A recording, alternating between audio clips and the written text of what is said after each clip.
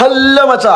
രാവിലെ നമ്മൾ ഉറക്കത്തിൽ നിന്ന് എണീറ്റു. അത് കഴിഞ്ഞ് കുറച്ച് നേരം പീസ്ഫുൾ മൈൻഡിൽ നിന്ന് ഒരു ഗ്ലാസ് ചായയും കുടിച്ചു. ഇതാണ് നമ്മൾ പൂണ്ടിയിലെടുത്ത റിസോർട്ട്. എന്തായാലും നല്ലൊരു സമാധാനമുള്ള റിസോർട്ടാണ്. അധികം ആൾക്കാരൊന്നും ഇല്ലാത്തൊരു അടിപൊളി സ്ഥലത്തുള്ള റിസോർട്ടാണ്. ഈ തടിയന്മാർ രാവിലെ മുതൽ പട്ടിണിയാണ്. അതുകൊണ്ട് എന്തോ കൈ കെട്ടിയെടുത്ത് കുത്തിക്കറ്റി കഴിക്കും. കുക്ക് ചെയ്യാനുള്ള സെറ്റപ്പ് ഒക്കെ ഇവിടെ തന്നെ ഉണ്ട്. പിന്നെ എന്റെ ഉമ്മയാണ് കലാപരമായ കുറെ കാര്യങ്ങളൊക്കെ എന്നെ പഠിപ്പിച്ചിട്ടുണ്ട്. അത് നമ്മളിവിടെ ഇറക്കി വിട്ടില്ല. സ്പെഷ്യൽ സാധനം പയറുണ്ടായിരുന്നു, ചോറുണ്ടായിരുന്നു, സബോള ഉണ്ടായിരുന്നു. കുറച്ച് ഉപ്പ് മാത്രം കുറവായിരുന്നുള്ളൂ, വേറൊരു കുഴപ്പമില്ലായിരുന്നു. ആർത്തിമൂത്ത് അതുകൊണ്ടായിരുന്നു കറി മൊത്തം എടുത്ത് കമത്തിൽ കഴിക്കാൻ പറ്റാതിരിക്കുന്ന രംഗം ഈ കാണുന്നത്. നമ്മുടെ കുക്കിംഗ് കഴിഞ്ഞ ഉടനെ തന്നെ അടുത്തവന്മാരെ കുക്കിംഗ് അവിടെ തുടങ്ങിയിട്ടുണ്ട്. ഞാൻ പോയിട്ട് എന്തെങ്കിലും സഹായം വേണമെന്ന് വെച്ചാൽ അപ്പോൾ എന്നോട് പറയുക, ഇതിന്റെ ഉപ്പില്ലാത്ത ചോറും കറിയൊന്നും എനിക്കിവിടെ വേണം, ഞങ്ങൾക്ക് ഇവിടെ ഉണ്ടാക്കാൻ അറിയാം. നമ്മൾ ആട്ടി രാത്രി ഇവിടെ നമ്മളിങ്ങനെ തണുത്ത് വിറച്ചിരിക്കുമ്പോൾ ആ തടിയന്റെ ഒരു കോപ്പറയാണ്. അത് നമ്മൾ ഇനി കാണിച്ചു തരാം.